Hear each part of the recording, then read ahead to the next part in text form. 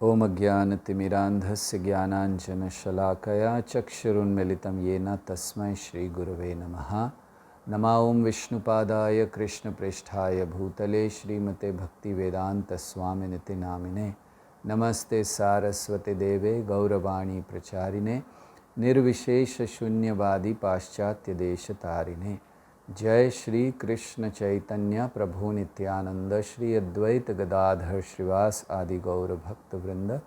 हरे कृष्णा कृष्ण कृष्णा हरे हरे, हरे राम राम राम हरे हरे। हरे कृष्णा। तो भगवद गीता की चर्चा हम लोग कर रहे हैं। भगवद गीता में एक बहुत ही महत्वपूर्ण विषय पर भगवान बड़े विस्तार से कहते हैं, और वो विषय है ये भौतिक जगत, प्रकृति, और कैसे ये चलता है, किसके आधार पर चलता है। भगवद गीता में भगवान कहते हैं कि ये जो भौतिक जगत है ये 3 गुण इसको चला रहे हैं। तो इन 3 गुणों को वर्णन बड़े विस्तार से भगवान भगवद गीता में करते हैं, सत्वगुण, रजगुण और तमोगुण। तो इन तीनों का वर्णन उन्होंने किया है। वो कहते हैं कि दरअसल ये जितना भी होता है इस जगत में कार्य, तो वो प्रकृति के 3 गुण करते हैं। प्रकृतेः क्रियमाणानि गुणैः कर्माणि सर्वशः अहंकार विमूढ़ात्मा कर्ताहम् इति मन्यते। तो वो कहते हैं कि जितना भी प्रकृति में होता है सब कार्य, ये सब 3 गुणों के आधार पर है। 3 गुण हमारे जीवन में ऐसे बंधे हुए हैं, या 3 गुणों ने हमारे जीवन को ऐसे बांधा हुआ है कि हर वस्तु हमारे जीवन में ये सब 3 गुणों में बटी हुई है। चाहे वो हमारा भोजन हो, चाहे वो हमारा तपस्या हो, चाहे वो हमारी पूजा हो, ये 3 गुणों में बटा हुआ है।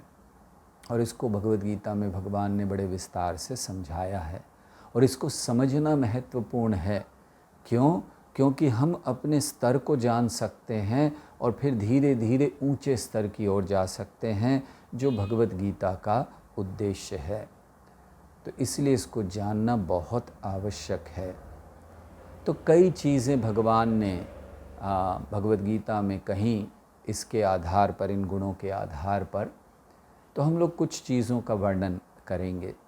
जैसे पहली चीज़, भगवान ने कहा कि जो लोग सत्व गुण में होते हैं वे देवी देवताओं की पूजा करते हैं, जो रजोगुण में होते हैं वे राक्षसों की पूजा करते हैं, और जो तमोगुण में होते हैं वो भूत प्रेतों की पूजा करते हैं। इन तीनों का वर्णन भगवान ने किया। तो ये 3 वर्णन करके भगवान क्या बता रहे हैं? वे बता रहे हैं कि अगर कोई तमोगुण में है तो उसको रजो में आना चाहिए, जो रजोगुण में है उसको सत्वगुण में आना चाहिए, और जो सत्वगुण में है उसका भी वर्णन भगवान करेंगे कि उसको भी और आगे जाना चाहिए। तो ये जो पूजा की विधि है, जिसको हम हर रोज़ अपने जीवन में करते हैं, भगवान ने कहा सत्वगुण, रजोगुण और तमोगुण। तो थोड़ा सा इसको समझने का प्रयास करते हैं। सत्वगुण के व्यक्ति अधिकतर देवी देवताओं की पूजा करते हैं। तो ये देवी देवताओं की पूजा करने का अर्थ क्या है? सबसे पहले तो ये समझना चाहिए कि ये पूजा क्या है। पूजनीय व्यक्ति होना चाहिए, पूजा का मार्ग होना चाहिए, और एक आराधक या पूजा करने वाला होना चाहिए। इन 3 चीज़ों के होने से फिर पूजा या आराधना पूरी होती है। तो ये 3 चीज़ें में एक है आत्मा, अर्थात हम जो आराधक हैं, और फिर आराधना का मार्ग और आराध्य वस्तु, ये हमारे गुणों के अनुसार बदलती रहती है। तो देवी देवताओं की जो भक्ति करते हैं, जो पूजा करते हैं, उन्हें भगवान कहते हैं वो सत्व गुण में हैं। तो भगवद गीता के 3रे अध्याय में भगवान कहते हैं कि मैंने देवी देवताओं की रचना की है इसलिए कि मनुष्य उनकी पूजा करें, और फिर देवी देवता उनको जो इस जगत में रहने के लिए चाहिए, जैसे जल चाहिए, वर्षा चाहिए, आकाश से हमें प्रकाश चाहिए, तो ये सारी चीज़ें वो प्रदान करें जो हमारे जीवन के लिए उपयोगी हैं या जीवन को बनाए रखने के लिए आवश्यक हैं। तो लोग जब देवी देवताओं की पूजा करते हैं तो क्यों करते हैं? देवी देवताओं की पूजा अधिकतर कई कारणों से वैसे तो की जाती है, लेकिन अधिकतर देवी देवताओं की पूजा व्यक्ति करता है 2 कारणों से। एक भय से और दूसरा इच्छा से। या तो हमारे अंदर बड़ा भय होता है कि हमें कुछ करना है, नहीं तो कुछ हो जाएगा हमारे जीवन में, डर के कारण हम पूजा करते हैं। या फिर दूसरा, बहुत सी इच्छाएं लेकर जाते हैं कि देवी देवता हमारी इच्छाओं की पूर्ति कर दें। बस ये 2 प्रमुख कारण देवी देवताओं की पूजा के हैं। इससे भी परे एक पूजा का वर्णन भगवान भगवत गीता में करेंगे। तो पहले हम देवी देवताओं की पूजा का वर्णन कर देते हैं जो सत्व गुण में आती हैं। तो जो देवी देवताओं की पूजा बताई गई है वो किस लिए है? इस जगत में हम लोग बहुत से कष्टों को सहते हैं और उन कष्टों को सहते हुए इस जगत में बने रहते हैं। उन कष्टों को कम करने के लिए देवी देवताओं के पास अगर हम जाते हैं तो उनके अंदर शक्ति है, उनको अधिकार है। जैसे भगवान ने भगवद गीता में कहा कि मैंने उनकी रचना की है, तो भगवान ने उनको अधिकार भी दिया है कि वे हमारे कष्टों को थोड़ा सा कम कर सकते हैं, पूरा नहीं, थोड़ा बहुत कम कर सकते हैं। तो अधिकतर व्यक्ति देवी देवताओं के पास जाता है कुछ इच्छा की पूर्ति के लिए। बहुत से व्रतों का पालन करता है, कई पूजा अनुष्ठान करता है, यज्ञ करता है, किस लिए? कोई मनोकामना पूरी हो जाए, तो इसलिए देवताओं के पास जाते हैं। आप सोचिए कि क्या ये एक प्रकार का व्यापार नहीं है कि हम कुछ दे रहे हैं और हमें कुछ चाहिए? कोई प्रेम नहीं है उनसे, या फिर हम ये सोचकर नहीं कर रहे कि हमारा कर्तव्य है, हमें सूर्य का प्रकाश मिला है, हमें वर्षा मिली है, हमें वायु मिली है, हमें पूजा करनी है। नहीं, कुछ मांगने के लिए। तो एक प्रकार से व्यापार होता है। तो देवी देवता क्या हैं, कैसे ये देते हैं? हर एक ब्रह्मांड में बहुत सारे ब्रह्मांड हैं और हर एक ब्रह्मांड में, ब्रह्मांड या जगदंड कहा जाता है इस पूरे ब्रह्मांड को। ब्रह्मांड इसलिए कहते हैं क्योंकि ब्रह्मा जी के द्वारा संचालित होता है ये एक, तो इसीलिए अंडे के आकार का है, ब्रह्मा जी के द्वारा संचालित है, इसीलिए ब्रह्मांड कहलाता है। तो ये जो हर ब्रह्मांड में कई देवी देवता होते हैं। देवी देवता ये सारे के सारे भगवान के समान नहीं हैं।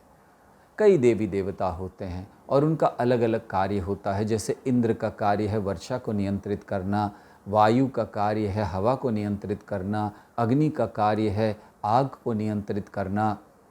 तो ये अलग अलग देवता अपने अलग अलग विभाग में रहते हुए अपने अपने कार्यों को करते हैं। जैसे एक देश की सरकार चलती है तो देश की सरकार में प्रधानमंत्री होते हैं, उनके अन्य मंत्री होते हैं। तो ऐसे ही इस पूरे ब्रह्मांड की एक सरकार चल रही है और उसमें अलग अलग मंत्री हैं कहना चाहिए। तो ये मंत्री क्या करते हैं? ये अपने अपने विभाग को संभालते हैं। जैसे हम लोग देखते मंत्रिमंडल होता है, अब हर एक का विभाग होता है, वो संभालते हैं। ऐसे ही हैं कुछ मंत्रियों को तो इस ब्रह्मांड के आप बहुत अच्छे से जानते हैं।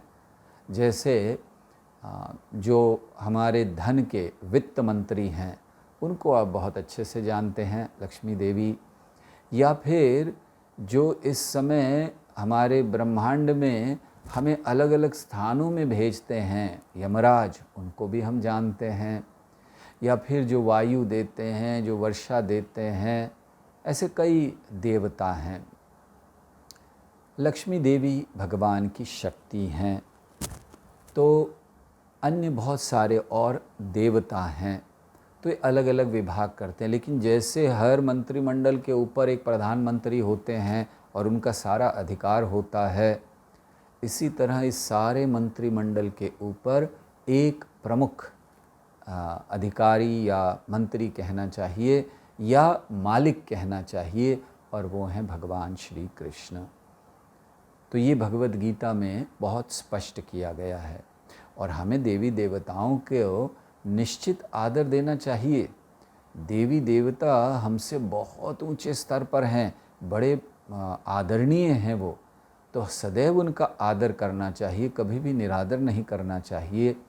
लेकिन ये जानना चाहिए कि अगर सत्वगुण में हैं तो देवी देवताओं की पूजा होगी। और किस लिए होती है देवी देवताओं की पूजा? कुछ पाने के लिए। तो या तो डर से करते हैं, हम ऐसे कई स्थानों में गए हैं जहाँ लोग डर से भक्ति करते हैं, डराया जाता है, अरे ये नहीं करोगे तो ये हो जाएगा, आज अगर ये नहीं किया, और व्यक्ति के मन में बैठ जाता है, आज मैं मंदिर नहीं गया इसीलिए मेरे व्यापार में नुकसान हो गया। अरे ऐसे कैसे हो सकता है? तो ये हमारे मन में एक डर है। भक्ति पूजा डर से नहीं की जाती है, ना ही केवल इच्छाओं से, वो व्यापार हो जाएगा। भक्ति या पूजा इसको करना चाहिए प्रेम से, लेकिन वो प्रेम उत्पन्न तब होगा जब हम कोई इच्छा लेकर नहीं जाएं, कोई डर से नहीं जाएं। और ऐसा होता है जब हम श्री कृष्ण के पास जाते हैं, प्रेम से जाते हैं। तो इसलिए देवी देवताओं की भक्ति में फल जो प्राप्त होते हैं, अब देवी देवताओं की स्थिति हमने बताई मंत्रिमंडल की तरह हैं। जब तक ये ब्रह्मांड रहता है देवी देवता रहते हैं, और उस ब्रह्मांड में भी हर समय नहीं रहते हैं, अलग अलग समय में एक मनवंतर होते हैं, मनु के समय होते हैं, उसमें रहते हैं, फिर बदल जाते हैं। देवी देवता ये एक पद है, ये जान लीजिए। जैसे आज कोई ब्रह्मा बने हुए हैं, कल कोई और बन जाएंगे। आज कोई इंद्र हैं, कल कोई और होंगे। आज कोई वरुण हैं, कल कोई और होंगे। तो ये जो पद हैं, इनमें कोई भी बन सकता है। तो क्या भगवान भी एक पदवी है? बिल्कुल नहीं। देवी देवताओं के पद जैसे इंद्र हैं, उनका नाम अलग है, ब्रह्मा जी उनका नाम अलग है, ये ब्रह्मा एक पदवी है। लेकिन भगवान कोई पदवी नहीं है, इसीलिए भगवान बना नहीं जा सकता। इंद्र बना जा सकता है, चंद्र बना जा सकता है, वरुण बना जा सकता है, ब्रह्मा बना जा सकता है, लेकिन भगवान बना नहीं जा सकता, क्योंकि भगवान कोई पदवी नहीं है। तो ये जो पदवियां होती हैं थोड़े समय के लिए हैं। तो देवी देवताओं की जो पूजा करते हैं, हमें ये समझना चाहिए कि वो थोड़े समय के लिए हैं। इसलिए जो फल भी वो देते हैं वो शाश्वत नहीं होता। जितना समय हमारा जीवन है, थोड़ा सा जीवन है, उसमें हमें मिल जाता है जो फल, तो इसीलिए शाश्वत नहीं है। तो देवी देवताओं के द्वारा दिए गए फल शाश्वत नहीं हैं, देवी देवता स्वयं ही शाश्वत नहीं हैं। इसका बड़ा सुंदर वर्णन आता है। हिरण्यकश्यपु, रावण, इन्होंने जब ब्रह्मा जी की पूजा की, ब्रह्मा जी की तपस्या की, ब्रह्मा जी प्रकट हुए, हिरण्यकश्यपु ने कहा, ब्रह्मा जी ने पूछा क्या चाहिए बताओ। हिरण्यकश्यपु ने कहा कि मैं मरना नहीं चाहता। तो ब्रह्मा जी ने कहा कि ये तो वरदान मैं दे ही नहीं सकता। क्यों? अरे मुझे भी मरना है। तो इसीलिए ब्रह्मा जी की भी मृत्यु होती है जब ये ब्रह्मांड समाप्त होता है। तो जब जिस व्यक्ति की सीमाएं हैं, जिस व्यक्ति की मृत्यु है, वो हमें शाश्वत चीज़ें प्रदान नहीं कर पाते।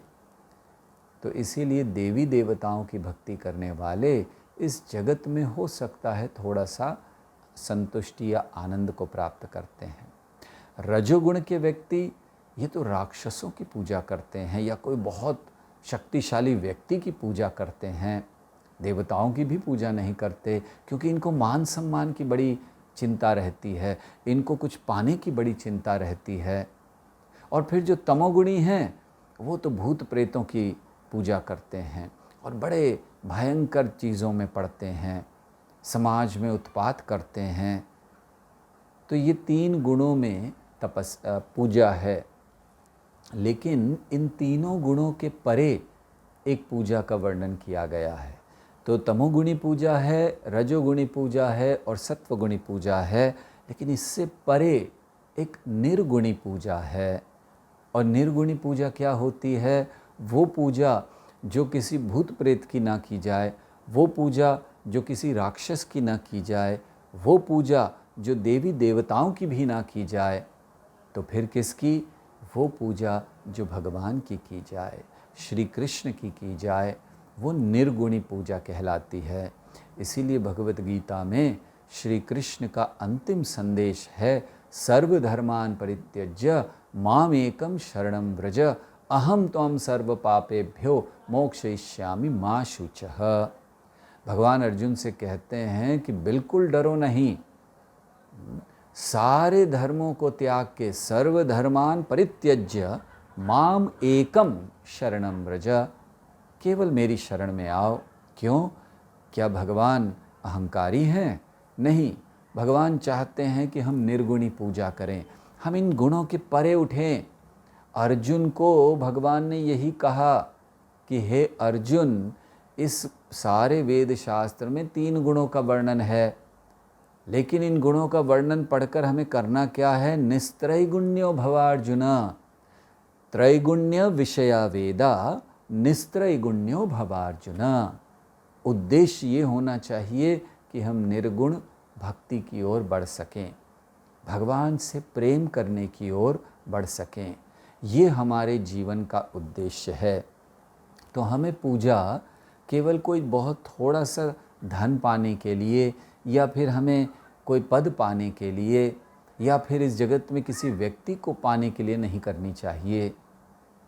हमें पूजा करनी चाहिए सबसे पहले भगवान श्री कृष्ण की, और वो भी कैसे? प्रेम से। हम भगवान की पूजा करते हैं क्योंकि हम उनसे प्रेम करते हैं, इसलिए नहीं कि भगवान हमें कुछ देंगे, भगवान हमारा घर अच्छा कर देंगे, सुख संपत्ति आएगी। नहीं, ये तो हमारे कर्मों से वैसे भी आने वाली है। जितना सुख हमारे जीवन में लिखा है वो आएगा ही, लेकिन हमें क्या करना है? हमें भगवान की भक्ति का प्रयास करना है, और तब हमारा जीवन सफल होगा। तो इसीलिए ये जो 3 गुणों की पूजा बताई गई है, इसके परे निर्गुणी पूजा भगवान श्री कृष्ण की है, जिस तक हमें पहुंचना चाहिए। हरे कृष्णा कृष्ण कृष्ण हरे हरे, हरे राम राम राम हरे हरे हैं। अर्थात हमें जप करना चाहिए भगवान के नाम का, और फिर सरल जीवन हो, ब्रह्मचर्य हो और अहिंसा हो कृष्ण की प्राप्ति के लिए। तो इसको शरीर का तपह या तपस्या शरीर की कही गई है। और जिनको भी मनुष्य शरीर मिला है, ये मनुष्य शरीर खाने पीने सोने के लिए नहीं है, ये मनुष्य शरीर तपस्या के लिए है, और इस तपस्या का पालन हमें सबको करना चाहिए। हरे कृष्णा कृष्ण कृष्ण हरे हरे, हरे राम राम राम हरे हरे।